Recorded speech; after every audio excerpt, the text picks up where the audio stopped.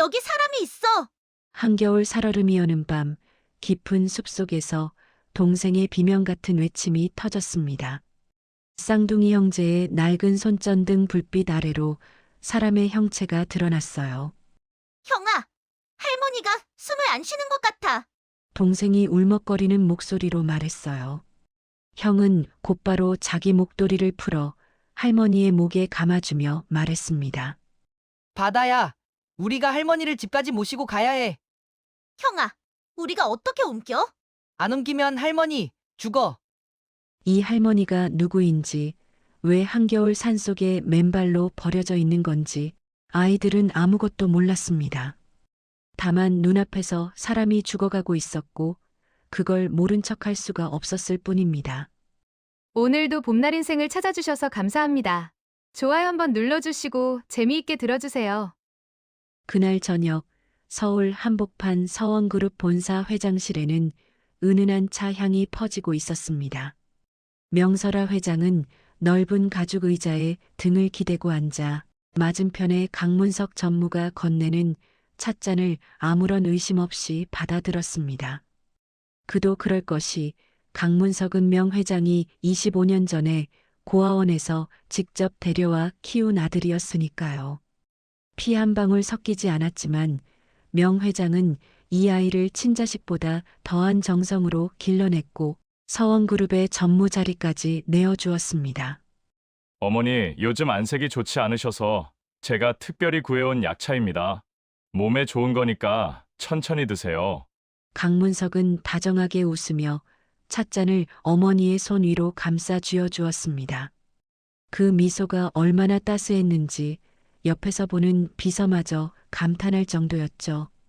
하지만 그 찻잔 속에는 사람의 의식을 깊이 잠재우는 무언가가 녹아 있었습니다. 25회를 어머니라 부른 그 입술 뒤에서 강문석은 이미 오래전부터 이 밤을 준비해 왔던 겁니다.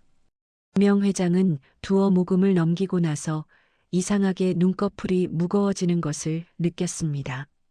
찻잔을 내려놓으려 했지만 손가락에 힘이 풀려 잔이 탁자 위로 기울었고 따뜻한 차가 흘러내리는 것도 느끼지 못한 채 고개가 천천히 앞으로 꺾였습니다. 불빛이 아득해지고 귀에 들리던 시계 소리마저 점점 멀어지더니 명설아 회장의 의식은 그렇게 깊은 어둠 속으로 가라앉았습니다. 강문석은 그 모습을 가만히 내려다보았습니다.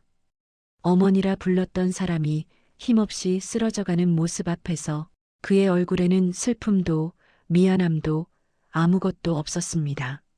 마치 오래 기다리던 순간이 드디어 왔다는 듯 그는 조용히 전화기를 들었습니다. 차 가져와. 뒷문으로. 그 한마디가 모든 것의 시작이었습니다. 의식을 잃은 명 회장을 태운 검은 승합차는 서울을 빠져나와 1시간 넘게 캄캄한 국도를 달렸습니다. 도시의 불빛이 하나둘 사라지고 가로등조차 끊긴 산길로 접어들었을 때 차 안에는 운전석의 부하 하나와 뒷좌석에 늘어진 명 회장, 그리고 조수석에 앉은 양아들 강문석뿐이었습니다. 망월산이라 불리는 인적 드문 오지의 산자락이 어둠 속에서 거대한 그림자처럼 솟아 있었습니다. 차가 산중턱의 비포장길 끝에서 멈추자 강문석은 부하에게 명 회장을 내리라고 지시했습니다. 부하가 의식 없는 노인을 어깨에 걸치다시피 해서 숲길을 더 들어가 커다란 바위 아래에 눕혔습니다. 숲 사이로 불어오는 바람은 뼈 안쪽까지 파고드는 것 같았습니다. 강문석은 쓰러져 있는 명 회장의 몸에서 외투를 벗겼습니다. 그리고 구두까지 하나씩 벗겨내 수십 미터 떨어진 숲을 속으로 던져버렸습니다. 나중에 누군가 이 노인을 발견하더라도 치매에 걸린 노인이 한겨울에 정신없이 산을 헤매다 쓰러진 것처럼 보이게 하려는 치밀하고도 잔인한 위장이었습니다. 그리고 강문석은 바닥에 쓰러진 명 회장 곁에 무릎을 꿇고 앉더니 의식 없는 어머니의 귓가에 입을 가까이 대고 낮게 속삭였습니다. 어머니, 이 추운 날 고생 마시고 여기서 편히 잠드세요. 서원그룹은 이제 제가 주인입니다. 고아놈 걷어주시는 애 절대 잊지 않을게요. 강문석은 자리에서 일어나 외투깃을 세우고는 단 한 번도 뒤돌아보지 않고 산을 내려갔습니다. 얇은 실내복 차림으로 맨 땅에 누운 명 회장의 몸 위로 서리가 하얗게 내려앉기 시작했습니다. 입술이 파랗게 질려갔고 코끝과 손끝은 이미 감각을 잃어가고 있었습니다. 대한민국 유통업계의 전설, 맨손으로 서원그룹이라는 거대한 왕국을 일으킨 명설아라는 여자가 지금 이 순간 이름 모를 산속 바위 틈에서 아무에게도 알려지지 못한 채 생의 끈을 놓아가고 있었습니다. 그런데 바로 그 밤 산속 어딘가에서 작은 등불 하나가 흔들리며 다가오고 있었습니다. 그 두 개의 작은 그림자는 11살 쌍둥이 형제 하늘이와 바다였습니다. 망월산 끝자락 마을에서도 한참을 더 올라가야 나오는 낡은 흙집에서 둘이서만 살아가는 아이들이었죠. 부모의 얼굴은 기억에 없고 어릴 적 이 집에 데려다 준 사람이 누구였는지도 모릅니다. 그저 서로가 서로의 전부인 채로 이 깊은 산속에서 하루하루를 버텨온 형제였습니다. 그날 밤 아이들이 그 늦은 시각에 산을 오른 건 아궁이에 넣을 땔감이 바닥났기 때문이었습니다. 낮에 구해둔 나뭇가지가 생각보다 빨리 타버렸고 이대로 밤을 보내면 흙집안의 온기가 새벽녘이면 완전히 사라질 터였습니다. 형 하늘이가 낡은 손전등을 들고 앞서 걷고 동생 바다가 빈 지게를 지고 뒤를 따랐습니다. 그런데 큰 바위를 돌아선 순간 하늘이의 발이 멈추었습니다. 바위 틈에 기대어 쓰러져 있는 누군가. 얇은 옷 위로 서리가 하얗게 내려앉아 언뜻 보면 돌 위에 쌓인 눈더미 같기도 했습니다. 하늘이가 조심스럽게 손전등을 가까이 들이밀자 파랗게 질린 입술과 하얗게 센 머리카락 사이로 노인의 얼굴이 드러났습니다. 바다가 형의 팔을 움켜쥐며 떨리는 목소리로 말했습니다. 형아, 할머니가 숨을 안 쉬는 것 같아. 하늘이는 손전등을 바닥에 내려놓고 할머니의 코앞에 손등을 갖다 대보았습니다. 아주 희미하게 정말 느끼기 어려울 만큼 가느다란 숨결이 손등 위로 스쳤습니다. 살아있었습니다. 하지만 그 숨이 언제 끊어져도 이상하지 않을 만큼 온몸이 얼음장처럼 굳어가고 있었습니다. 11살짜리 아이가 할 수 있는 일은 많지 않았습니다.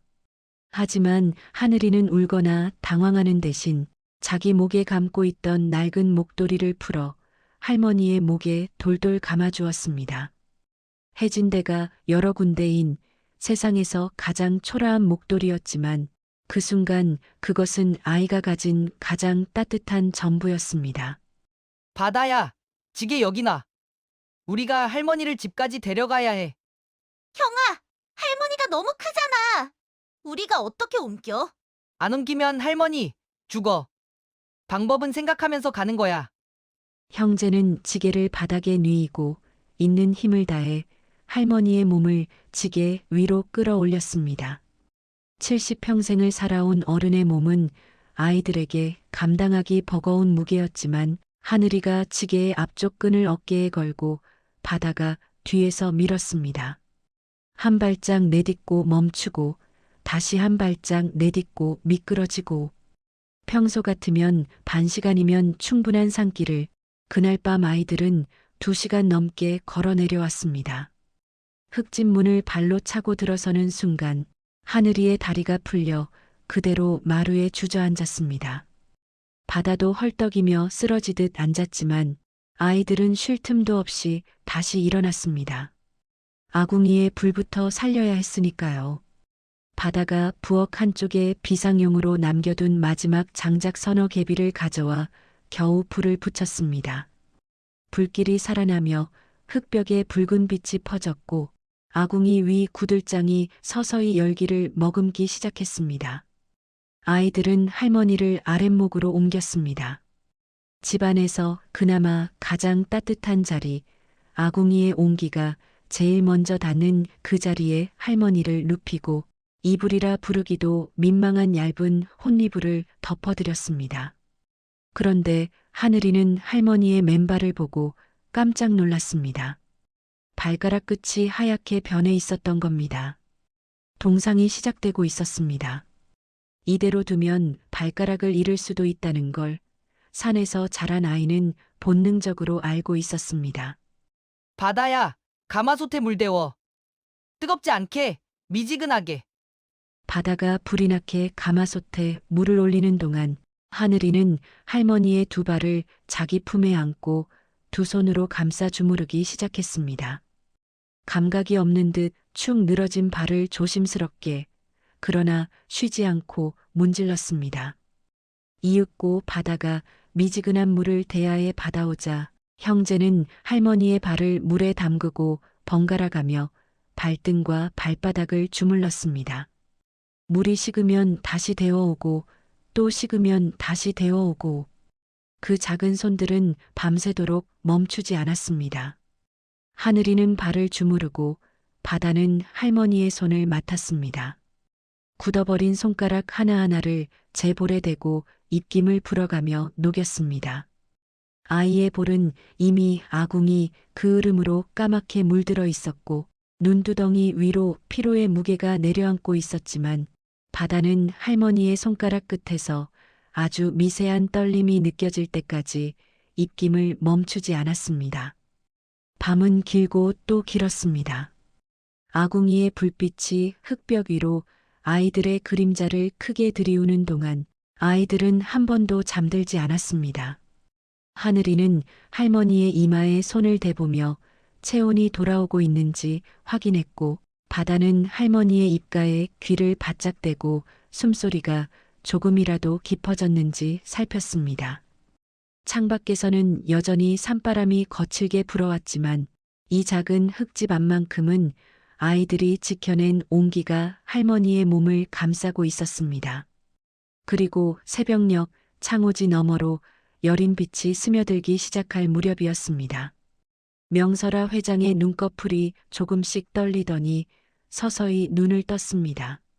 여기가 어디인지 자신에게 무슨 일이 있었는지 아무것도 떠오르지 않았습니다. 다만 온몸이 천근만근 무겁고 손끝과 발끝에서 묵직한 통증이 올라오는 것만이 자신이 살아있다는 증거였습니다. 고개를 간신히 옆으로 돌렸을 때 명 회장의 눈에 들어온 광경은 이런 것이었습니다. 자기 발치에 두 아이가 쓰러져 잠들어 있었습니다. 한 아이는 할머니의 발에 양손을 올린 자세 그대로 고개를 떨구고 잠들어 있었고 다른 한 아이는 할머니의 손을 제 두 볼 사이에 꼭 끼운 채 웅크리고 잠들어 있었습니다. 명 회장은 그 광경을 바라보다가 입술을 깨물었습니다. 70평생을 살아오면서 수만 명의 직원을 거느렸고 수천억 원의 돈을 움직였고 누구에게도 고개를 숙여본 적이 없는 사람이었습니다. 그런 사람의 눈에서 주름진 눈가를 타고 뜨겁고 굵은 눈물이 흘러내렸습니다. 자신이 목숨을 걸고 키운 아들은 자기를 산에 버렸는데 피 한 방울 섞이지 않은 이름도 모르는 아이들이 자기 땔감을 다 태우면서까지 이 늙은 몸을 살려놓은 겁니다. 명 회장은 아이들을 깨우지 않으려 입술을 꽉 깨문 채 그 으름 묻은 아이의 볼을 가만히 손끝으로 어루만졌습니다. 그 손이 떨리고 있었습니다. 추위 때문이 아니었습니다. 이 낡은 흙집의 아랫목에서 대한민국 유통업계의 전설은 그날 새벽 태어나서 처음으로 자기가 진짜 가난하다는 것을 알았습니다. 돈도 권력도 명예도 가졌지만 이 아이들이 가진 것 하나를 가져본 적이 없었으니까요. 아무 조건 없이 사람을 살리는 마음. 그것이었습니다. 명설아 회장이 그 흙집에서 눈을 뜬 뒤로 사흘이 흘렀습니다. 첫째 날은 몸을 일으킬 힘조차 없어 하루 종일 아랫목에 누워만 있었고 둘째 날이 되어서야 겨우 벽에 등을 기대고 앉을 수 있었습니다. 아이들은 그 사이 산을 뒤져 땔감을 다시 구해왔고 마을 아래 농가에서 얻어온 고구마 몇 알을 아궁이 재 속에 묻어 구워냈습니다. 명 회장은 재를 털어낸 고구마 한 알을 받아들었을 때 그 투박한 단맛이 서울 최고급 호텔의 어떤 만찬보다 깊게 느껴져서 스스로도 놀랐습니다. 셋째 날 아침 명 회장은 아이들이 아궁이 앞에 나란히 앉아 고구마 껍질을 까먹는 모습을 물끄러미 바라보았습니다. 형 하늘이는 자기 몫의 고구마를 반으로 쪼개 큰 쪽을 동생에게 슬쩍 밀어주고 있었고, 동생 바다는 그걸 아는지 모르는지 맛있게 베어 물며 형아, 오늘은 산 위쪽으로 가면 마른 소나무가 많을 거야 라며 오늘의 땔감 계획을 이야기하고 있었습니다. 명 회장은 그 모습을 보며 생각했습니다. 이 아이들은 매일 같은 고민을 하며 살고 있구나. 오늘 뭘 먹을까? 내일은 뭘 태울까? 하루 앞도 알 수 없는 삶을 살면서도 서로에게 큰 쪽을 내밀 줄 아는 아이들이구나. 얘들아. 명 회장이 처음으로 아이들을 불렀습니다. 아이들이 고개를 돌렸고 명 회장은 구들장 위에 반드시 앉으며 말했습니다. 나를 살려줬으니 내가 은혜를 갚아야지. 내가 가진 게 지금은 아무것도 없으니 대신 너희한테 돈 버는 법을 알려줄게. 할머니 말을 잘 들으면 너희는 앞으로 고구마 걱정은 안 해도 될 거다. 아이들은 서로 얼굴을 마주보며 고개를 갸웃했습니다. 산속에서 주워온 할머니가 돈 버는 법을 알려주겠다니 반신반의할 수밖에 없었죠. 하지만 아이들은 순수한 마음으로 고개를 끄덕였습니다. 이 할머니가 나쁜 사람이 아니라는 건 며칠을 곁에서 돌보며 이미 느끼고 있었으니까요. 명 회장은 아직 자신이 누구인지 밝히지 않았습니다. 서원그룹의 창업주라는 사실을 알리면 아이들이 경계하거나 혹시라도 그 소문이 산 아래 마을까지 흘러가 강문석의 귀에 닿을 수 있었습니다. 그래서 명 회장은 그저 산에서 길을 잃은 할머니로만 남아있기로 했습니다. 그날 오후 명 회장은 흙집 마당 한쪽에 놓여있던 항아리 하나를 가리키며 느닷없는 숙제를 내밀었습니다.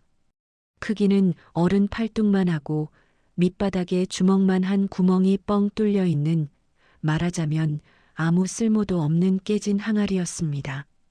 이걸 내일 장터에 가서 팔아오너라. 하늘이가 항아리를 들어 올려 밑바닥에 구멍을 들여다보더니 되물었습니다. 할머니, 이건 밑이 빠졌는데요. 누가 이걸 사요? 명 회장은 빙그레 웃기만 했습니다. 그걸 생각해내는 게 숙제란다. 세상에 못 파는 물건은 없어. 파는 사람이 어리석을 뿐이지. 아이들은 그날 밤 아궁이 앞에 항아리를 놓고 머리를 맞대었습니다. 구멍난 항아리에 물을 담을 수도 없고 곡식을 넣을 수도 없으니 도대체 어디에 쓰라는 건지 감이 잡히지 않았죠. 그때 명 회장이 아궁이 불빛에 비친 아이들의 얼굴을 바라보며 첫 번째 가르침을 건넸습니다. 사람들은 물건을 사는 게 아니란다. 이야기를 사는 거야. 이 항아리의 단점이 뭐냐? 밑이 빠진 거지. 그러면 생각을 뒤집어 봐. 밑이 빠진 게 왜 좋을 수 있는지를 먼저 찾아라. 단점을 장점으로 바꾸는 사람이 장사에서 이기는 거란다. 하늘이의 눈이 반짝였습니다. 바다도 고개를 끄덕이며 무언가 떠오른 듯한 표정을 지었습니다. 명 회장은 거기서 멈추지 않았습니다. 아이들을 마주 앉히고 두 번째 가르침을 이어갔습니다. 그리고 한 가지 더. 물건을 팔 때 상대방의 눈을 봐라. 사람은 거짓말을 할 때 눈동자가 흔들려. 관심이 없는 척해도 마음이 움직이면 눈빛이 달라지고 속으로 욕심이 일면 눈이 한 번 더 깜빡여. 그 미세한 흔들림을 읽을 줄 알면 상대가 진짜 원하는 게 뭔지 알 수 있단다. 이것이 바로 명설아 회장이 30년 동안 장사꾼의 전쟁터에서 체득한 돈으로도 살 수 없는 비법이었습니다. 단점을 장점으로 바꾸는 화술, 그리고 상대의 마음속 욕망을 읽는 법. 서원그룹이라는 거대한 왕국을 세운 두 개의 기둥이었죠. 그 비밀을 명 회장은 산속 흙집 아궁이 앞에서 11살짜리 아이들에게 고스란히 건네고 있었던 겁니다. 다음 날 아침 아이들은 구멍난 항아리를 안고 산 아래 5일장으로 내려갔습니다. 장터는 시끌벅적했습니다. 좌판마다 채소와 곡식, 생선과 옷가지들이 늘어서 있었고 사람들은 이리저리 흥정을 벌이며 오가고 있었죠. 아이들은 장터 한쪽 구석에 자리를 잡고 항아리를 앞에 놓았지만 지나가는 사람들은 밑바닥이 뚫린 항아리를 보고 피식 웃으며 지나갔습니다. 야, 저거 밑 빠진 항아리잖아. 저걸 뭐에 쓰게? 수군거리는 소리가 들려왔지만 하늘이는 당황하지 않았습니다.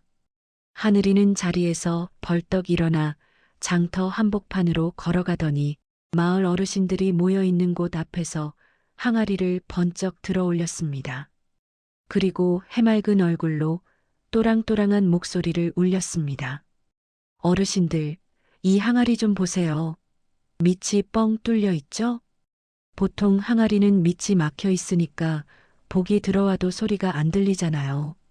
그런데 이 항아리는요, 밑이 뚫려 있어서 복이 들어오는 소리가 더 크게 울려요. 대문 앞에 걸어두시면 좋은 기운이 들어올 때마다 바람이 항아리를 지나면서 소리가 나거든요. 복이 왔는지 안 왔는지 귀로 들을 수 있는 항아리는 세상에 이것뿐입니다. 처음에는 웃던 사람들의 표정이 슬슬 달라졌습니다. 복이 들어오는 소리가 들린다고? 한 할머니가 관심을 보이자 하늘이는 항아리를 기울여 바람이 구멍을 지나가게 만들었습니다.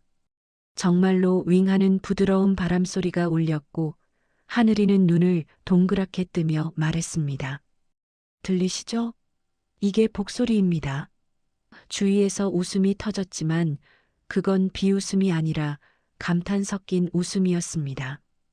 11살짜리 꼬마의 말솜씨에 어른들이 혀를 내두른 거였죠. 결국 항아리는 그 자리에서 팔렸습니다. 뿐만 아니라 하늘이는 마을 사람들에게 집에 가시면 쓸모없는 깨진 항아리 있으시죠? 가져오시면 제가 복항아리로 만들어 드릴게요라며 주문까지 받아냈습니다. 구멍난 항아리 하나에서 시작된 장사가 어느새 작은 사업이 되어가고 있었던 겁니다. 하늘이가 화술로 장터를 사로잡는 동안 바다는 명 회장에게 배운 또 다른 무기를 쓰고 있었습니다. 장터 한쪽에서 아이들에게 산나물을 사겠다며 접근한 상인이 있었습니다. 너그러운 표정으로 아이고 착한 애들이네. 아저씨가 죗값 주고 살게라며 싼값을 불렀는데 바다는 그 상인의 눈을 가만히 들여다보았습니다. 명 회장이 알려준 것, 눈빛의 미세한 흔들림. 상인이 가격을 말하는 순간 눈동자가 왼쪽으로 한번 흔들렸고 입꼬리가 아주 살짝 올라갔습니다. 속으로 쾌재를 부르고 있다는 신호였죠. 바다가 조용히 말했습니다. 아저씨, 우리한테 싸게 사서 비싸게 되팔려는 거죠?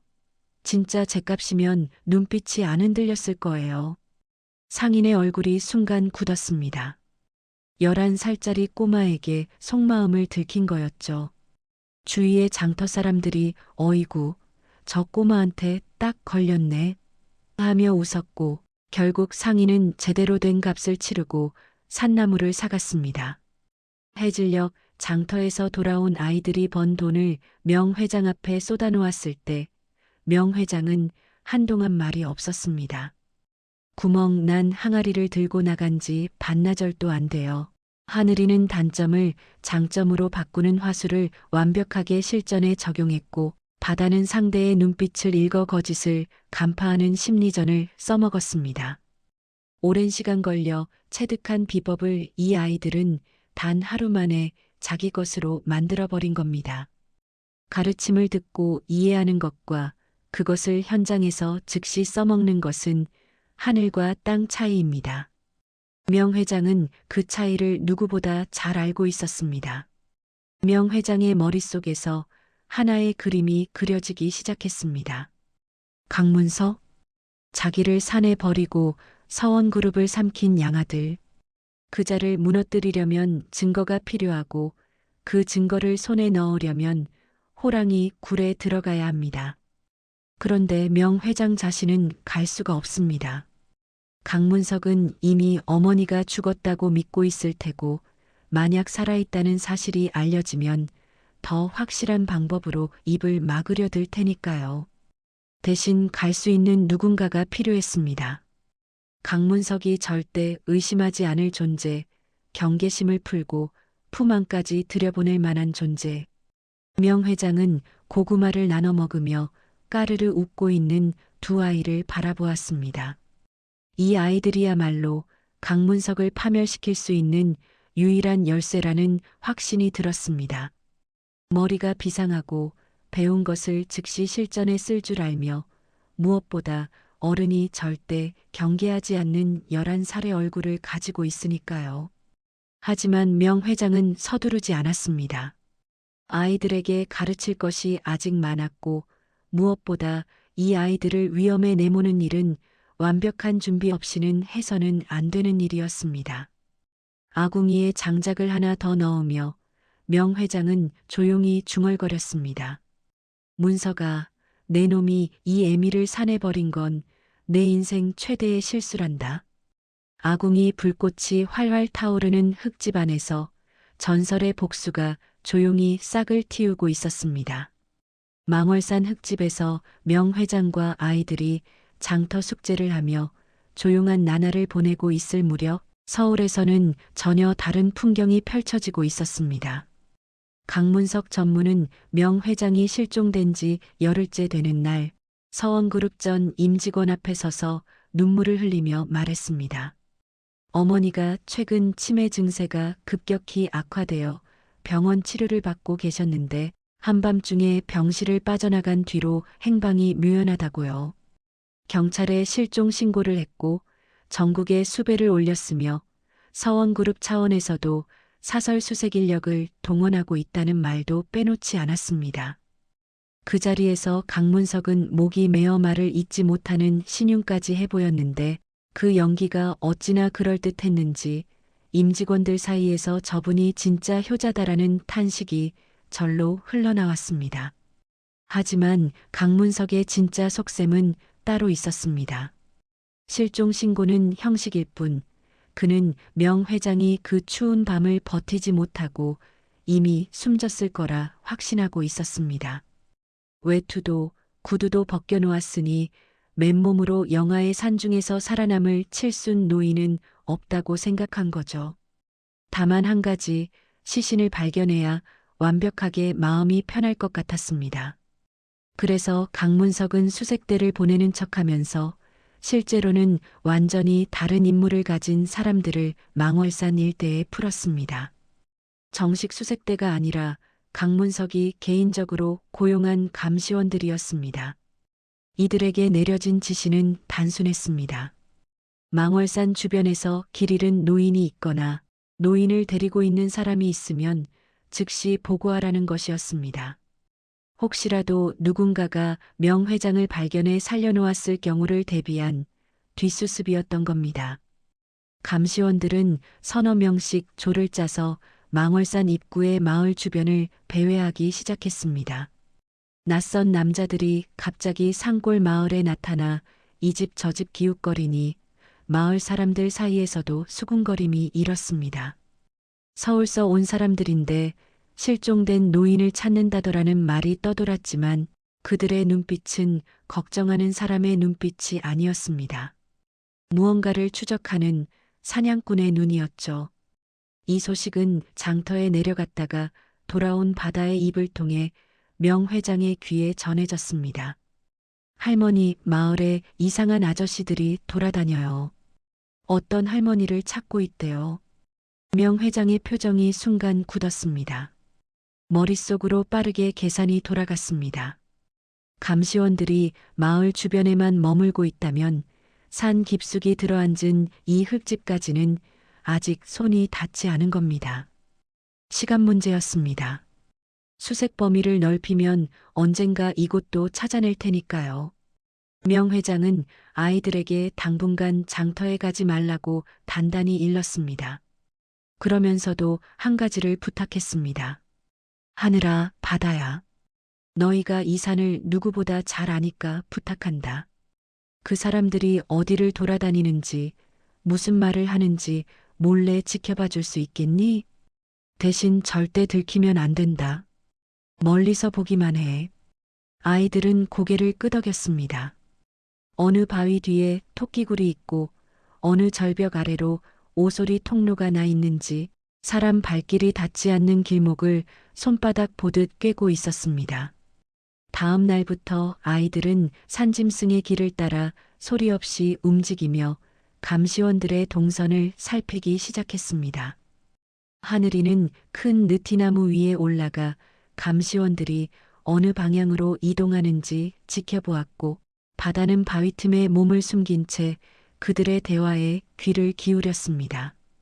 감시원들은 경계심이 느슨했습니다. 설마 산속에 숨어서 자기들을 엿듣는 사람이 있으리라고는 생각지도 못했으니까요. 그들은 담배를 피우며 대놓고 떠들었습니다. 전무님이 다음 달 취임식을 하신다는데 그 전에 확실히 정리하래.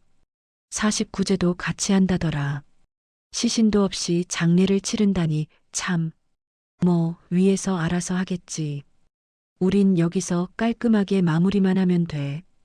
바다는 그 말을 한마디도 빠뜨리지 않고 기억해서 명 회장에게 전했습니다. 명 회장은 아이의 보고를 듣는 동안 눈을 감고 있었습니다. 강문석이 49제와 취임식을 동시에 연다는 것은 어머니의 죽음을 공식화하고 자신이 서원그룹의 새 주인임을 세상에 선포하겠다는 뜻이었습니다. 시간이 많지 않았어요. 명 회장은 눈을 뜨고 아이들을 불러 앉혔습니다. 그리고 처음으로 자기가 누구인지를 말해주었습니다. 할머니가 사실은 서원그룹이라는 큰 회사를 만든 사람이란다. 그리고 할머니를 이 산에 버린 사람은 할머니가 어릴 때 걷어서 키운 아들이야. 그 아들이 지금 할머니의 회사를 빼앗으려 하고 있어. 아이들의 눈이 크게 놀랐습니다. 매일 고구마를 나눠 먹고 아궁이 앞에서 옛날 이야기를 들려주던 이 할머니가 대한민국에서 손꼽히는 기업의 주인이었다니. 하지만 더 큰 충격은 그 다음이었죠. 아이들이 밤새 손발을 주무르며 살려낸 이 할머니를 산에 버린 사람이 다름 아닌 할머니의 아들이라는 사실. 바다의 눈가가 붉어졌고 하늘이는 주먹을 꽉 쥐었습니다. 명 회장은 흙바닥 위에 나뭇가지로 그림을 그리며 이야기를 이어갔습니다. 서울에 있는 할머니 집 서원그룹 대저택 안에 그 아들이 쓰는 서재가 있단다. 서재 책장 3번째 칸, 두꺼운 백과사전 뒤에 벽면을 열 수 있는 작은 스위치가 숨어 있어. 그 안에 금고가 있고 금고 속에는 검은색 USB가 하나 들어있을 거다. 명 회장의 목소리가 낮아졌습니다. 그 USB 안에는 그 아들이 할머니 회사에서 몰래 빼돌린 돈의 기록과 나쁜 짓을 모의하면서 녹음된 소리가 들어있단다. 할머니가 예전에 그 아들을 의심해서 몰래 만들어둔 거야. 그걸 손에 넣으면 그 아들이 한 짓을 세상에 알릴 수 있어. 하늘이가 물었습니다. 할머니, 그걸 우리가 가져오면 되는 거예요? 명 회장은 고개를 저었습니다. 서두르면 안 된다. 그 집은 호랑이 굴이야. 들어가려면 호랑이가 직접 문을 열어주게 만들어야 해. 할머니가 그 방법을 알려줄 테니까 지금부터 잘 들어라. 아궁이 불빛 아래 명 회장의 눈에 불꽃이 일렁이고 있었습니다. 흙바닥 위에 나뭇가지로 그려진 서원그룹 대저택의 약도를 사이에 두고 세 사람의 머리가 모아졌어요. 명 회장의 작전은 이랬습니다. 서원그룹 대저택에 들어가는 방법은 2가지.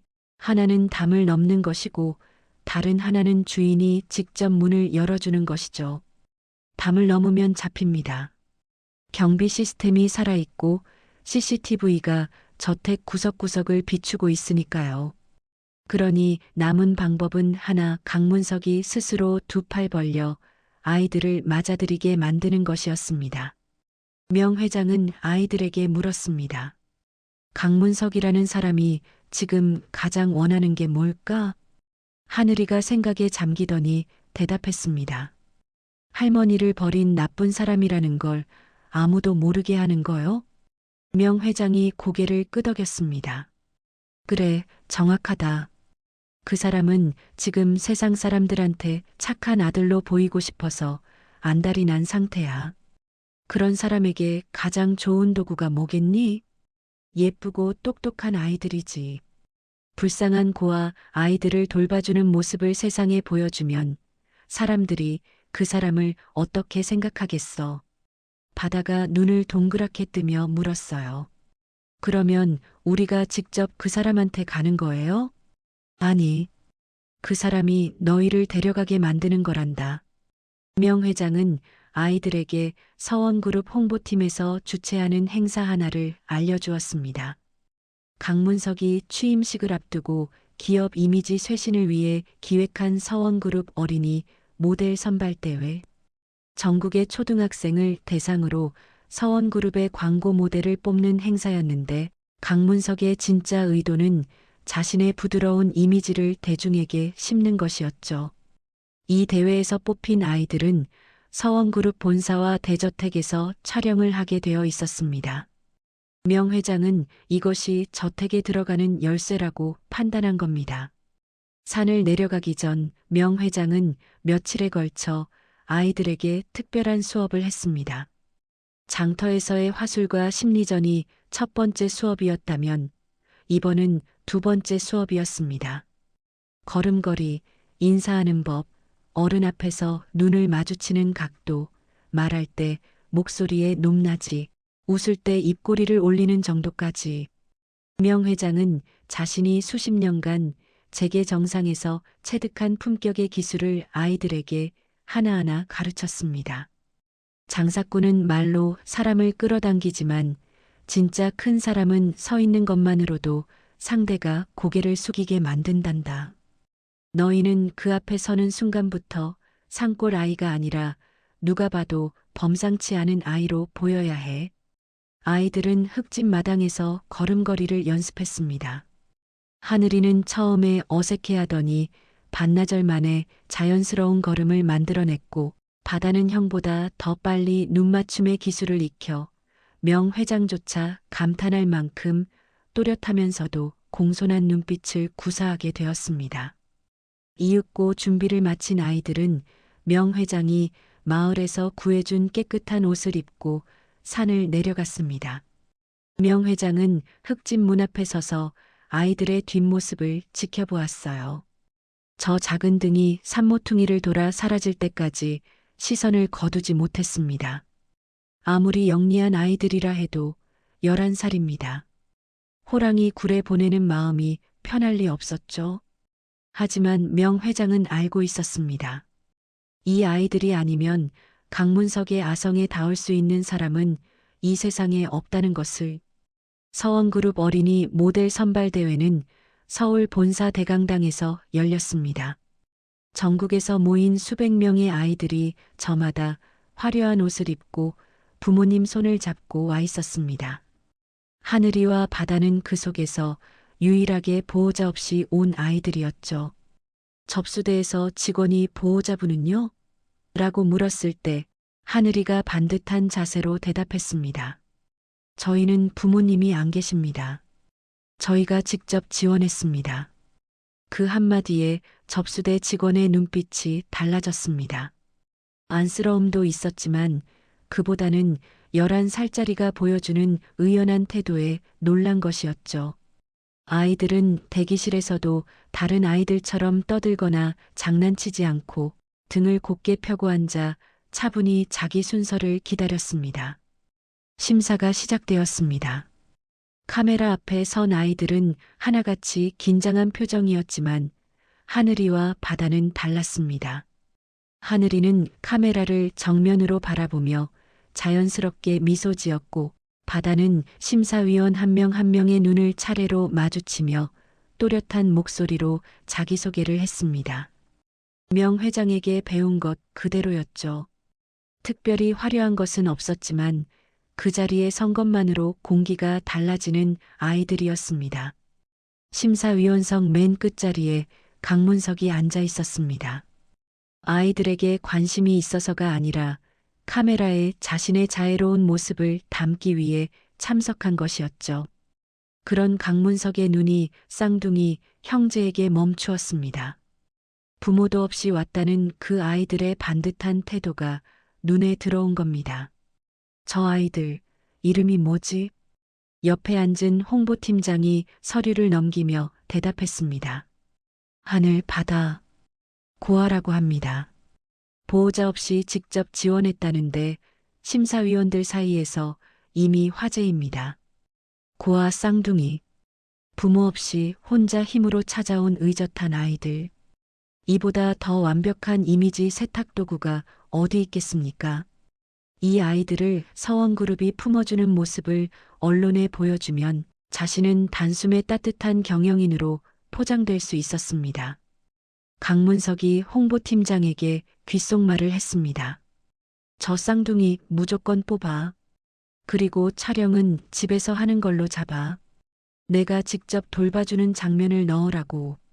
결과는 당연히 합격이었습니다. 아이들이 서원그룹 대저택에 도착한 날, 강문석은 현관에 직접 나와 두 팔을 벌리며 아이들을 맞았습니다. 카메라 앞에서 아이들의 어깨를 감싸 안으며 우리 서원그룹은 이렇게 씩씩한 아이들을 가족처럼 돌봄이다라는 말을 늘어놓았습니다. 그 웃음이 얼마나 자연스러웠는지 촬영팀마저 감동한 표정을 지었습니다.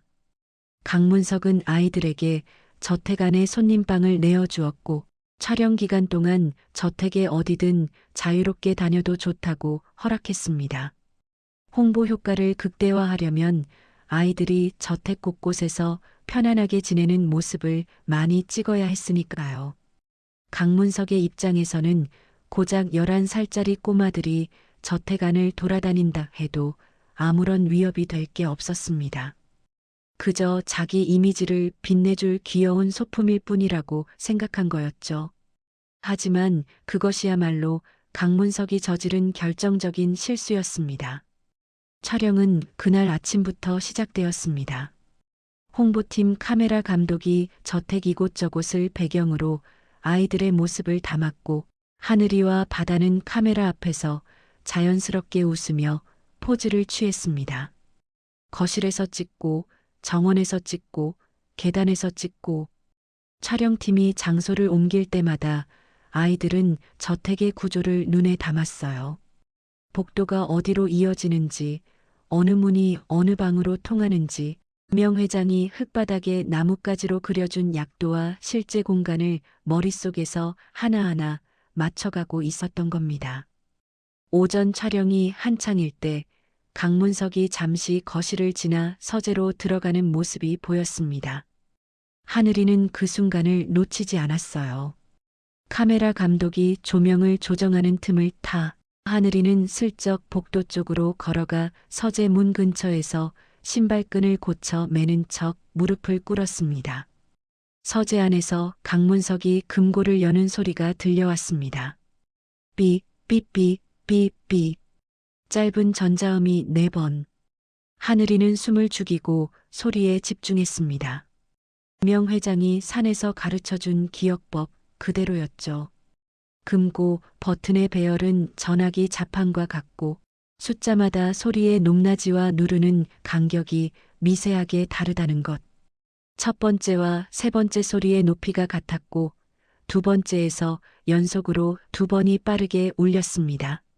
하늘이는 그 패턴을 머릿속에 새겨넣고 아무 일 없다는 듯 촬영 현장으로 돌아왔습니다.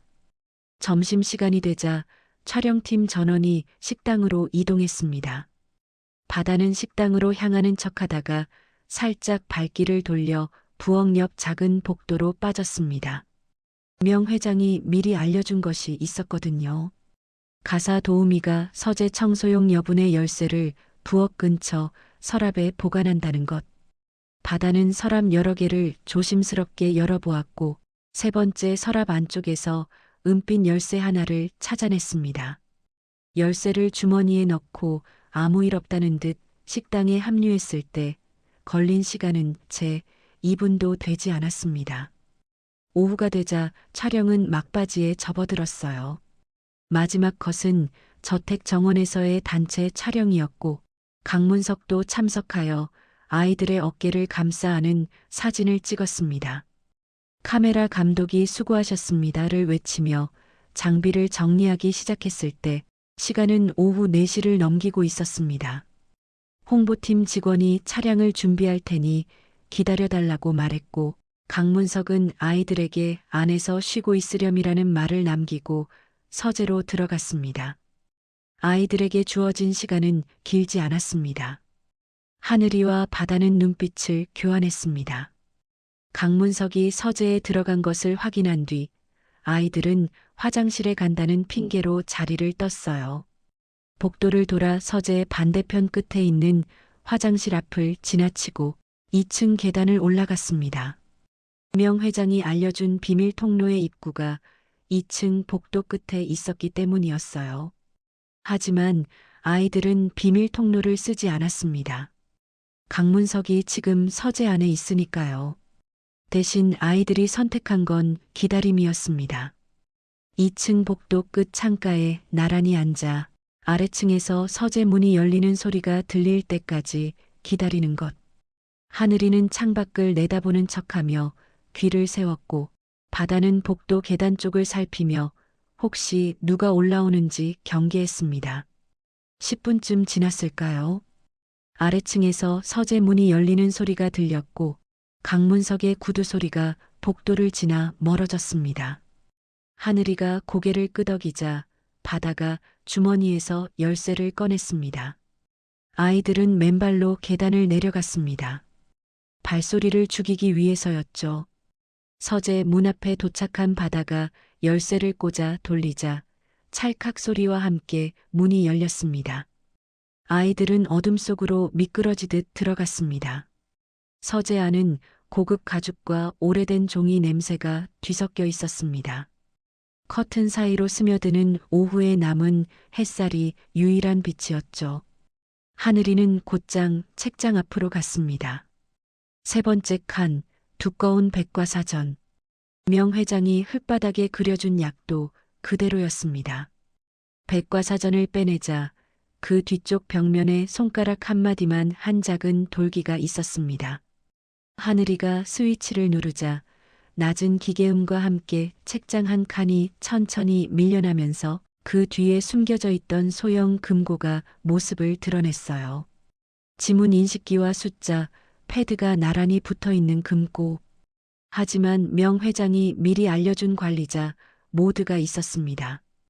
이 금고는 원래 명 회장 자신이 설치한 것이었고 비상시를 위해 지문 인식 없이 숫자, 패드만으로도 열리는 우회 경로가 숨겨져 있었던 겁니다. 하늘이가 별표 버튼을 3번 누르고 오전에 외워둔 4자리 숫자를 차례로 입력했습니다. 짧은 정적이 흐른 뒤 철컥 하는 소리와 함께 금고 문이 열렸습니다. 바다가 작은 손전등을 비추었더니 금고 안에는 서류 뭉치와 현금 다발, 그리고 구석에 놓인 작은 상자 하나가 있었어요. 하늘이는 상자를 꺼내 열었습니다. 안에는 강문석이 아끼는 골동품 회중시계가 들어 있었죠. 명 회장이 말한 바로 그것이었습니다. 하늘이가 시계 뒷뚜껑을 조심스럽게 열자 시계 내부 톱니바퀴 옆에 손톱만 한 크기의 검은 칩이 붙어 있었습니다. 명 회장이 몇 년 전에 시계 수리를 핑계로 몰래 심어둔 녹음 장치. 이 칩 안에는 강문석이 명 회장을 산에 유기하기 전 부하들에게 전화로 지시하던 육성이 고스란히 녹음되어 있었고 지난 10년간 서원그룹에서 빼돌린 수천억 원의 비자금 내역을 통화 중에 언급한 기록까지 담겨 있었던 거죠. 하늘이는 칩을 빼내고 미리 준비해온 똑같은 크기의 모조칩을 그 자리에 붙였습니다. 명 회장이 마을 전파사에서 구할 수 있는 부품으로 아이들에게 직접 만들게 한 것이었죠. 시계 뒷뚜껑을 다시 닫고 상자에 넣어 금고 안올레 자리에 돌려놓았습니다. 금고 문을 닫고 책장을 밀어 제자리로 복귀시키고 백과사전을 다시 꽂았습니다. 모든 것이 원래대로였습니다. 아이들은 서재를 나와 열쇠를 부엌 서랍에 돌려놓고 신발을 다시 신은 뒤 현관 로비로 돌아왔습니다. 홍보팀 직원이 차 준비됐어요. 태워다 줄게라며 손을 흔들고 있었죠. 바로 그때 강문석이 거실 쪽에서 걸어 나오며 아이들에게 말했습니다. 벌써 가니? 다음에 또 놀러 오렴. 카메라는 이미 꺼져 있었지만 강문석의 미소는 여전히 다정했습니다. 아이들이 고개를 숙여 예의 바르게 인사하려는 순간 바다가 고개를 들며 아무렇지 않은 얼굴로 말했습니다. 전무님, 저희 아까 촬영하다가 잠깐 졸았는데 이상한 꿈을 꿨어요. 돌아가신 할머니 유령이 나타나서 저희에게 너무 춥다고 하는 거 있죠? 강문석의 미소가 찰나 멈추었습니다. 유령이라니, 허허. 꿈이 참 신기하구나. 강문석은 웃어넘겼지만 그 웃음 뒤로 눈동자가 아주 미세하게 흔들렸습니다. 바다는 그 흔들림을 놓치지 않았습니다. 명 회장에게 배운 그대로 사람이 불안을 느낄 때 나타나는 눈빛이었죠. 아이들은 홍보팀 차량에 올라탔습니다. 차 문이 닫히고 저택의 철문이 뒤로 멀어질 때까지 아이들은 웃는 얼굴을 유지했습니다. 하지만 저택이 완전히 시야에서 사라진 뒤 바다의 손이 부들부들 떨리기 시작했습니다. 하늘이도 마찬가지였습니다. 아무렇지 않은 척했지만 심장이 터질 것 같았던 겁니다. 하늘이가 동생의 떨리는 손을 잡아주며 속삭였습니다. 다 끝났어, 바다야. 우리가 해냈어. 두 아이가 마주 잡은 손 사이에 손톱만 한 칩 하나가 들려 있었습니다. 강문석의 모든 죄를 증명할 수 있는 작지만 결정적인 무기. 호랑이 굴에 들어가 호랑이가 내준 밥을 먹고 호랑이의 이빨을 빼들고 나온 겁니다. 홍보팀 차량이 서울역 근처에서 아이들을 내려주었습니다. 아이들은 그 길로 망월산행 버스에 올라탔습니다. 할머니가 기다리고 있는 그 흙집을 향해 칩을 꼭 쥔 채 달려갔습니다. 아이들이 망월산 흙집으로 돌아온 날 밤, 명 회장은 아궁이 앞에서 칩을 받아들고 한동안 아무 말도 하지 못했습니다. 손톱만 한 이 작은 조각 안에 자기를 산에 버린 아들의 목소리가 담겨 있다는 것. 그리고 그것을 11살짜리 아이들이 호랑이 굴 한복판에서 빼내왔다는 것.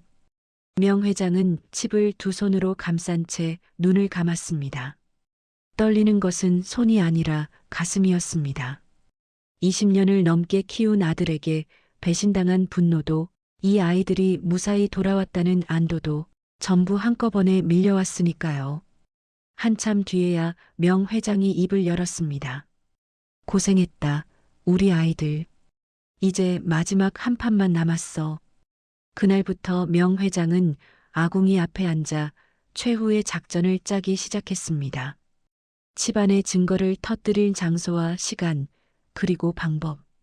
명 회장은 수십 년간 사업 전쟁터에서 살아남은 사람답게 가장 효과적인 순간을 정확히 알고 있었습니다. 그것은 바로 강문석의 회장 취임식이었습니다. 취임식은 강문석이 세상 앞에서 자신의 승리를 선언하는 자리입니다. 정계, 재계, 언론계 인사들이 한자리에 모이고 카메라가 돌아가고 전국의 생중계까지 될 그 자리. 바로 그 순간에 진실을 터뜨려야 강문석은 도망칠 구멍도 변명할 시간도 없이 무너지게 됩니다. 어둠 속에서 몰래 진실을 흘리는 것이 아니라 가장 환한 무대 위에서 가장 많은 눈이 지켜보는 앞에서 위선의 탈을 벗기는 것. 그것이 명 회장이 선택한 복수의 방식이었습니다. 명 회장은 아이들에게 당부했습니다. 취임식 날 너희가 해야 할 일은 딱 하나란다. 그 자리에 서서 할머니가 가르쳐 준 대로 한마디만 하면 돼. 나머지는 할머니가 다 준비해 놓을게. 명 회장은 산 아래 마을의 공중전화를 이용해 자신이 살아있다는 사실을 유일하게 믿고 맡길 수 있는 사람 한 명에게 연락했습니다. 서원그룹 창업 초기부터 함께한 법무팀의 원로 고문이었죠. 이 사람을 통해 취임식 장소의 영상 시스템 접근 권한을 확보하고 경찰과 검찰에 사전 제보를 넣어 취임식 당일 현장에 수사관들이 대기하도록 손을 썼습니다. 70평생을 재계 정상에서 보낸 사람의 인맥과 판단력이 산속 흙집에서도 여전히 살아 움직이고 있었던 겁니다. 그리고 마침내 그날이 왔습니다. 서울 도심 한복판 서원그룹이 대관한 초대형 호텔 대연회장. 천장에서 드리운 크리스탈 샹들리에가 눈부신 빛을 뿌리고 있었고 연회장 입구에는 화환이 줄줄이 늘어서 있었죠. 정재계 인사, 언론사 기자, 서원그룹 임직원까지 1000명이 넘는 하객이 자리를 채웠고 무대 위에는 서원그룹 신임 회장 취임식이라는 금박 현수막이 걸려 있었습니다. 강문석은 최고급 맞춤 양복에 은빛 넥타이를 메고 무대 뒤 대기실에서 거울을 들여다보고 있었습니다. 넥타이 매듭을 한 번 더 고쳐 매고 양복깃을 쓸어내리며 만족스러운 눈으로 자기 모습을 비추었습니다. 오늘 이후로 자신은 더 이상 전무가 아닙니다. 대한민국 유통업계의 왕좌에 앉는 거였죠. 거울 속 자기 얼굴이 그 어느 때보다 당당해 보였고 강문석은 가볍게 미소를 지으며 대기실 문을 열었습니다. 연회장에 입장하는 강문석을 향해 박수가 쏟아졌습니다. 강문석은 여유로운 걸음으로 무대 위 연단에 올라섰습니다. 마이크를 잡고 하객들을 둘러본 뒤 천천히 입을 열었습니다. 존경하는 내빈 여러분, 오늘 이 자리에 서게 된 것을 영광으로 생각합니다. 강문석은 눈시울을 붉히며 말을 이었습니다. 아시다시피 저의 어머니이신 명설아 회장님께서는 지금 저희 곁에 계시지 않습니다. 연회장이 숙연해졌습니다. 여기저기서 한숨소리가 흘러나왔고 앞줄에 앉은 원로 인사들이 고개를 숙였습니다. 실종되신 어머니의 뜻을 이어받아 저 강문석이 서원그룹의 새로운 수장으로서 이 회사를 지켜나가겠다는 굳은 각오를 밝힙니다. 어머니, 지켜봐 주십시오. 강문석이 고개를 숙여 묵념하는 신용을 하는 순간이었습니다. 연회장의 조명이 꺼졌습니다. 샹들리에의 눈부신 빛이 무대를 비추던 스포트라이트가 복도의 보조등까지 모든 빛이 한꺼번에 사라지며 1000명이 넘는 인파가 앉아있는 연회장이 칠흑 같은 어둠에 잠겼습니다. 웅성거리는 소리가 파도처럼 일었고 누군가 정전이야? 라고 외쳤습니다. 강문석도 연단에 선 채 당황한 표정으로 좌우를 둘러보았지만 아무것도 보이지 않았습니다. 그 어둠 속에서 무대 정중앙을 향해 2개의 작은 발소리가 울려 퍼졌습니다. 또각, 또각, 또각. 발소리가 멈추었습니다. 그리고 어둠 한가운데서 11살 소년의 목소리가 연회장 천장까지 울려 퍼졌습니다. 떨림 하나 없는 명 회장이 전수해준 그대로의 위험 있는 목소리였습니다. 강문석 전무님, 할머니께서 보내신 특별한 선물이 도착했습니다. 연회장이 얼어붙었습니다. 1000명의 하객이 숨을 멈추었고 강문석의 두 눈이 어둠 속에서 커졌습니다.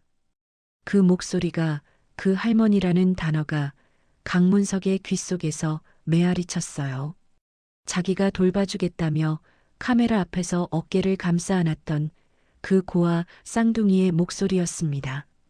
강문석이 마이크를 쥔 채 더듬거렸습니다. 뭐야? 조명 당장 켜. 하지만 조명 대신 무대 뒤의 초대형 스크린이 환하게 밝아오며 연회장을 푸른빛으로 물들이기 시작했습니다. 스크린에 문서 하나가 떠올랐습니다. 숫자들이 빼곡한 표였습니다. 날짜, 금액, 이체 경로. 강문석이 지난 10년간 서원그룹에서 빼돌린 수천억 원의 비자금 흐름이 한 줄 한 줄 화면 위로 올라갔습니다. 페이퍼 컴퍼니 이름, 해외 비밀 계좌번호, 이체 승인자의 서명까지. 숨기고 또 숨겨왔던 검은 돈의 지도가 1000명의 눈앞에 낱낱이 펼쳐진 겁니다. 앞줄에 앉아있던 재계 원로들의 표정이 먼저 바뀌었습니다. 수십 개의 계좌로 쪼개져 빠져나간 돈의 규모가 얼마나 되는지 그 표 한 장만 봐도 충분히 알 수 있었습니다. 하지만 이것은 시작에 불과했습니다. 비자금 내역이 화면을 채우고 있는 그 위로 음성이 겹쳐 흘러나왔습니다. 마이크로칩에 녹음되어 있던 강문석의 육성이었습니다. 연회장의 최고급 음향 시스템을 타고 울려 퍼지는 그 목소리는 단 한 글자도 놓칠 수 없을 만큼 선명했습니다. 노인네를 망월산으로 옮겨 외투랑 구두는 벗겨서 멀리 버리고 치매 노인이 밤에 돌아다니다 쓰러진 걸로 만들어야 해. 비자금 내역을 보며 술렁이던 하객들의 입이 일제히 다물어졌습니다. 방금 전까지는 돈 문제였습니다. 충격적이긴 하지만 재벌가에서 비자금이 나왔다는 것은 세상이 처음 듣는 이야기가 아니었으니까요. 하지만 지금 스피커에서 흘러나오는 목소리는 차원이 달랐습니다. 자기를 키워준 어머니를 한겨울 산속에 버리라는 지시. 돈이 아니라 사람의 목숨이 걸린 이야기였습니다. 사람들의 얼굴이 놀라움에서 경악으로, 경악에서 분노로 바뀌는데 단 몇 초면 충분했습니다. 녹취는 거기서 끝이 아니었습니다. 이제야 속이 시원하네. 그 할망구가 빨리 없어져야 내가 그 자리에 올라가지, 안 그래? 불과 몇 분 전 같은 목소리가 이 연단에서 실종되신 어머니의 뜻을 이어받아라며 눈물까지 보였던 것을 하객들은 생생하게 기억하고 있었습니다. 그 눈물과 이 녹취 사이의 간극이 사람들의 분노를 걷잡을 수 없이 키워놓았습니다. 강문석의 두 다리가 후들후들 떨리기 시작했고 마이크를 쥔 손에서 힘이 풀려 마이크가 연단 바닥에 떨어지며 둔탁한 소리를 냈습니다. 1000명의 눈이 자기를 향해 있었고 스피커에서는 자기 목소리가 반복 재생되고 있었으며 스크린에는 자기가 빼돌린 돈의 내역이 빼곡하게 떠 있었습니다. 가장 화려한 무대가 가장 참혹한 심판대가 되어버린 겁니다. 바로 그때 연회장 정문이 활짝 열렸습니다. 문 너머로 쏟아지는 복도의 불빛을 등지고 한 사람의 실루엣이 나타났습니다. 화려한 검은색 모피 코트에 은빛 지팡이를 짚고 한 걸음 한 걸음 연회장 안으로 들어오는 그 걸음걸이는 느리지만 흔들림이 없었습니다. 복도의 빛이 그 얼굴을 비추었을 때 연회장 곳곳에서 비명에 가까운 탄성이 터져 나왔습니다. 명설아 회장이었습니다. 죽은 줄 알았던, 아니 강문석이 죽였다고 믿었던 서원그룹의 창업주가 살아서 돌아온 겁니다. 하얗게 센 머리카락이 모피 코트 위로 흘러내렸고 지팡이를 짚은 손등에는 주름이 깊었지만 그 눈빛만은 재계의 전설이라 불리던 시절 그대로였습니다. 연회장을 가로지르는 명 회장의 발소리가 또각또각 울렸고 1000명의 하객이 양쪽으로 길을 내주었습니다. 누구도 말을 걸지 못했습니다. 살아 돌아온 전설 앞에서 모든 사람이 숨죽인 채 가만히 서 있었습니다.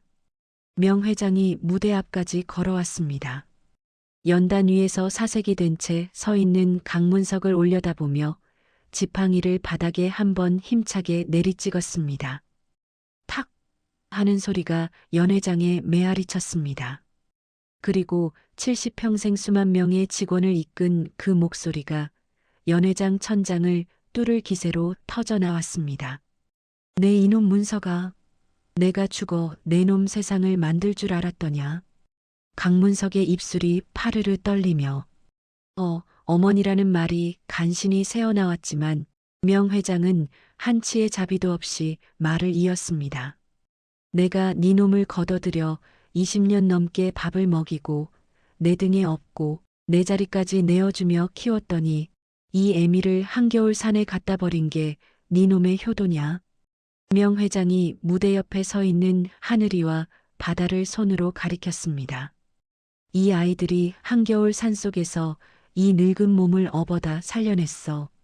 네 놈이 버린 애미를 피 한 방울 섞이지 않은 11살짜리 아이들이 살려놓은 거다. 이 천하의 몹쓸 놈아. 연회장이 무너질 듯한 웅성거림으로 가득 찼습니다. 강문석은 연단에서 비틀거리며 내려왔습니다.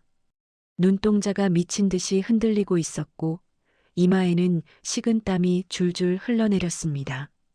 살아있을 리 없다고 확신했던 어머니가 눈앞에 서 있고 자기 목소리가 연회장에 울려 퍼지고 있는 이 상황이 현실인지 악몽인지 분간이 되지 않는 표정이었습니다. 강문석은 무대 옆 비상구를 향해 뛰기 시작했습니다. 살겠다는 본능 하나로 출구를 향해 내달렸습니다. 하지만 비상구 문이 열리는 순간 강문석의 발이 멈추었습니다. 문 너머에 검은 정장을 입은 사람들이 줄지어 서 있었습니다. 경찰과 검찰 수사관들이었습니다. 하늘이와 바다가 증거를 확보한 직후 명 회장의 법무 고문을 통해 사전에 수사기관의 칩의 사본과 비자금 내역이 전달되어 있었고 수사관들은 취임식이 시작되기 1시간 전부터 연 회장의 모든 출구에 배치되어 있었던 겁니다. 강문석이 뒤를 돌아보았습니다. 연 회장 안에서 1000명의 시선이 자기를 향해 있었고 스피커에서는 자기 목소리가 여전히 흘러나오고 있었으며 연 회장 정중앙에는 지팡이를 짚은 어머니가 서 있었습니다. 앞에는 수사관, 뒤에는 1000개의 눈. 도망칠 곳은 이 세상 어디에도 없었습니다. 강문석의 다리에서 힘이 빠졌습니다. 가장 화려한 양복을 입고 가장 높은 자리에 오르려 했던 그 남자가 비상구 앞 바닥에 주저앉아 고개를 떨구는 모습을 1000명의 하객이 지켜보았습니다. 명 회장이 설계한 대로 가장 환한 무대에서 가장 철저하게 무너진 겁니다. 하늘이와 바다는 무대 한쪽에 나란히 서서 그 광경을 지켜보고 있었습니다. 바다가 형의 소매를 살짝 잡아당기며 속삭였습니다. 형아, 우리가 해낸 거 맞지? 하늘이가 동생의 손을 잡으며 고개를 끄덕였습니다. 응, 우리랑 할머니가 같이 한 거야. 연 회장의 소란 속에서 명 회장이 천천히 아이들 쪽으로 걸어왔습니다. 지팡이를 짚은 걸음이 아까보다 느려진 것은 긴장이 풀려서였을 겁니다. 명 회장은 아이들 앞에 서서 두 아이의 머리를 한 손씩 쓸어내렸습니다. 아무 말도 하지 않았지만 주름진 손끝이 가늘게 떨리고 있었고 눈가에 고인 것이 샹들리에 불빛에 반짝이고 있었습니다. 그것으로 충분했습니다. 말보다 깊은 것들은 말 없이도 전해지는 법이니까요. 비상구 앞에 주저앉은 강문석의 양쪽 팔을 수사관들이 잡아 일으켰습니다. 불과 30분 전까지 이 연회장의 주인이 될 뻔했던 남자가 최고급 맞춤 양복 차림 그대로 끌려나가는 모습이었습니다. 강문석은 고개를 들지 못했습니다. 수사관이 강문석의 등을 밀며 연회장 밖으로 이끌었습니다. 복도에는 이미 취재진이 몰려와 있었고 플래시가 사방에서 터지는 가운데 강문석은 고개를 숙인 채 질질 끌려가듯 호텔 로비를 지나 수사 차량에 태워졌습니다. 그날 밤 대한민국의 모든 뉴스가 이 사건으로 도배되었습니다. 서원그룹 강문석 전무, 창업주 명설아 회장 유기 및 수천억 비자금 횡령 혐의로 긴급 체포. 뉴스 앵커의 목소리 위로 취임식장에서 녹취가 재생되던 순간의 화면이 반복 송출되었고 강문석이 수갑을 찬 채 고개를 숙이고 수사 차량에 오르는 장면은 밤새도록 전국의 안방에 흘러들어갔습니다. 포털 사이트 실시간 검색어에는 강문석 체포, 명설아 회장 생존, 서원그룹 비자금이 나란히 올라왔고 댓글에는 분노와 탄식이 폭포수처럼 쏟아졌습니다. 어머니를 산에 버리다니 짐승도 안 하는 짓을. 자기를 키워준 은인한테 이럴 수가 있냐. 사형도 모자라. 전국의 시청자들이 강문석의 폐륜에 치를 떨었고 동시에 살아 돌아온 명설아 회장과 그녀를 구한 고아 쌍둥이의 이야기에 가슴을 쥐어짰습니다. 수사는 빠르게 진행되었습니다.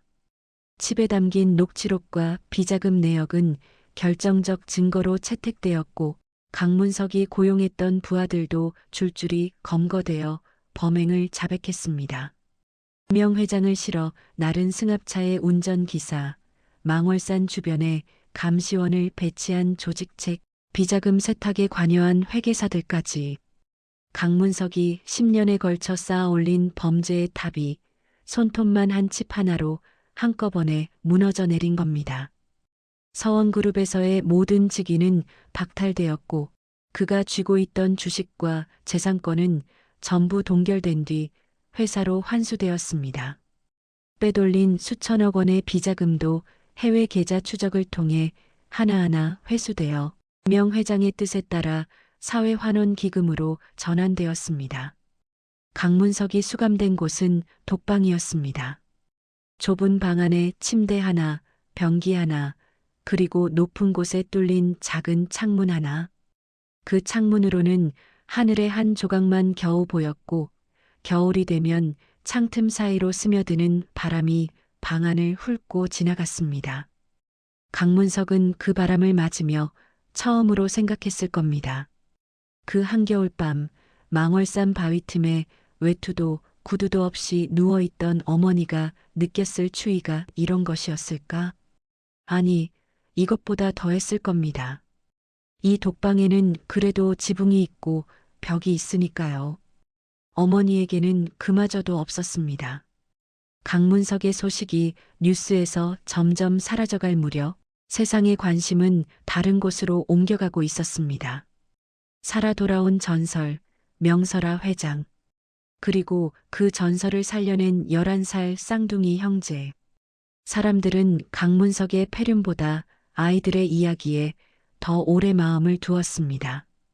한겨울 산속에서 죽어가는 노인을 업어다 살린 아이들, 이틀치 땔감을 몽땅 태워 할머니를 살려낸 아이들, 호랑이 굴에 들어가 증거를 빼내온 아이들. 그 이야기가 뉴스와 신문을 타고 퍼져나갈수록 전국에서 그 아이들을 보고 싶다는 목소리가 높아졌습니다. 그리고 한 달 뒤, 명 회장은 서원그룹 본사 대강당에서 기자회견을 열었습니다. 수백 명의 기자와 임직원이 모인 자리에서 명 회장은 양쪽에 하늘이와 바다를 세우고 연단에 올랐습니다. 아이들은 한 달 전 취임식 날 밤과는 다른 모습이었습니다. 깔끔한 정장을 입고 등을 곧게 펴고 수백 명의 시선 앞에서도 눈 하나 깜짝하지 않는 당당한 자세였습니다. 하지만 자세히 보면 두 아이가 연단 뒤에서 서로의 새끼손가락을 몰래 걸고 있는 것이 보였습니다. 아무리 대담한 아이들이라도 11살은 11살이었으니까요. 명 회장이 마이크 앞에 섰습니다. 카메라 플래시가 일제히 터졌고 명 회장은 잠시 하객들을 둘러본 뒤 입을 열었습니다. 오늘 이 자리에서 두 가지를 말씀드리겠습니다. 연 회장이 조용해졌습니다. 첫째, 이 아이들 하늘이와 바다를 오늘부로 저 명설아의 정식 손자로 입적합니다. 웅성거림이 일었습니다. 명 회장이 손을 들어 조용히 시키고는 말을 이었습니다. 둘째, 이 아이들을 서원그룹의 차세대 후계자로 공표합니다. 제가 이 아이들에게 제가 아는 모든 것을 가르칠 것이며 때가 되면 이 아이들이 서원그룹을 이끌어갈 것입니다. 기자석이 술렁였습니다. 고아 출신의 11살 쌍둥이가 대한민국 유통업계 최대 기업의 후계자가 된다니. 그 자체로 뉴스였고 그 자체로 드라마였습니다. 기자 한 명이 손을 들어 물었습니다. 회장님, 혈연 관계도 없는 아이들을 후계자로 세우시는 이유가 무엇입니까? 명 회장이 빙그레 웃었습니다. 그리고 하늘이와 바다를 번갈아 바라보며 대답했습니다. 내가 25년을 키운 아이에게 배운 것은 배신이었습니다. 하지만 단 하룻밤을 함께한 이 아이들에게 배운 것은 사람이 사람을 살리는 마음이 뭔지였어요. 똑같이 피 한 방울 섞이지 않은 아이들인데 한쪽은 나를 산에 버렸고 한쪽은 나를 업어다 살렸습니다. 서원그룹에 필요한 건 똑똑한 머리가 아니라 사람을 살릴 줄 아는 가슴입니다. 이 아이들은 그 가슴을 가지고 태어난 아이들이에요. 카메라 플래시가 폭풍처럼 터졌고 기자들의 펜이 바쁘게 움직였습니다. 하지만 그 순간 사람들의 눈길을 가장 오래 잡아둔 것은 명 회장의 대답이 아니었습니다. 명 회장이 말을 마치자 하늘이와 바다가 양쪽에서 동시에 명 회장의 손을 잡았습니다. 아무도 시키지 않았는데 아이들이 먼저 할머니의 주름진 손을 꼭 쥔 겁니다. 명 회장이 고개를 숙여 아이들을 바라보았고 아이들이 고개를 들어 할머니를 올려다보았습니다. 그 장면을 찍은 사진이 다음 날 전국 모든 신문의 일면을 장식했습니다. 기사 제목은 제각각이었지만 사진 속 세 사람의 표정은 하나같이 같은 이야기를 하고 있었습니다. 피보다 진한 것이 있다는 것, 돈보다 따뜻한 것이 있다는 것, 이 세 사람이 그 증거라는 것. 강문석이 체포되고 세상의 소란이 조금씩 가라앉은 뒤에도 세 사람의 일상은 크게 달라지지 않았습니다. 물론 겉으로 보면 모든 것이 바뀌었죠. 하늘이와 바다는 망월산 흙집을 떠나 서울의 서원그룹 대저택에서 살게 되었고 난생 처음 자기 이름이 적힌 방을 갖게 되었습니다. 깨끗한 교복을 입고 학교에 다니기 시작했고 또래 아이들과 어울려 공을 차고 급식을 먹고 시험을 보는 평범한 일상이 아이들에게 찾아왔습니다. 태어나서 처음으로 내일 뭘 먹을지 걱정하지 않아도 되는 삶이었습니다. 하지만 명 회장은 아이들을 온실 속 화초로 키울 생각이 없었습니다. 학교에서 돌아오면 아이들은 명 회장의 서재에 모여 앉았습니다. 거기서 벌어지는 수업은 학교에서 배우는 것과는 전혀 달랐습니다. 명 회장은 그날그날의 신문 기사를 펼쳐놓고 아이들에게 물었습니다. 이 회사가 왜 망했을까? 이 사장은 왜 이런 결정을 내렸을까? 너라면 어떻게 했겠니? 아이들은 저마다 생각을 말했고 명 회장은 틀린 답에도 야단치지 않고 맞는 답에도 쉽게 칭찬하지 않았습니다. 대신 왜 그렇게 생각하느냐고 한 번 더 물었고 아이들은 그 왜를 파고드는 과정에서 스스로 답을 찾아가는 법을 익혀갔습니다. 하늘이는 숫자에 밝았습니다. 신문 속 기업의 매출과 이익 구조를 읽어내는 속도가 남달랐고 명 회장이 설명하는 유통의 원리를 한 번 들으면 놓치지 않았습니다. 바다는 사람에 밝았습니다. 기사를 읽으면서도 이 사장님은 직원들한테 욕먹었을 거예요 라거나 이 결정은 아마 외로워서 한 것 같아요 라며 숫자 뒤에 숨은 사람의 마음을 읽어냈습니다. 장터에서 싹을 틔운 재능이 교복을 입고도 여전히 잘하고 있었던 거죠. 명 회장은 그런 아이들을 바라보며 가끔 혼자 웃었습니다. 아직 한참 어린 아이들이었지만 씨앗의 모양을 보면 어떤 나무가 될지 짐작할 수 있는 법이니까요. 이 아이들이 20살이 되고 30이 되었을 때 서원그룹의 자리에 앉을 준비가 되어 있을 거라는 확신. 그것은 막연한 기대가 아니라 수십 년간 사람을 보아온 명 회장의 눈이 내린 판단이었습니다. 그렇게 계절이 한번 바뀌고 다시 겨울이 찾아왔을 때였습니다. 어느 토요일 아침 명 회장이 아이들에게 말했습니다. 오늘은 수업 없다. 대신 할머니랑 소풍 가자. 아이들이 어디 가느냐고 물었을 때 명 회장은 웃기만 하고 대답하지 않았습니다. 세 사람이 탄 차가 서울을 빠져나와 한참을 달리고 국도로 접어들어 산길을 오르기 시작했을 때 아이들은 창밖 풍경을 보며 동시에 알아챘습니다. 할머니, 여기 망월산이잖아요. 바다가 먼저 소리쳤고 하늘이도 창문에 얼굴을 바짝 붙이며 눈을 크게 떴습니다. 차에서 내린 세 사람은 산길을 걸어 올라갔습니다. 명 회장은 지팡이를 짚고 아이들은 양옆에서 할머니의 팔을 잡아들이며 천천히 걸었습니다. 1년 전 아이들이 낡은 손전등 하나를 들고 땔감을 구하러 오르던 바로 그 길이었습니다. 흙집이 보였습니다.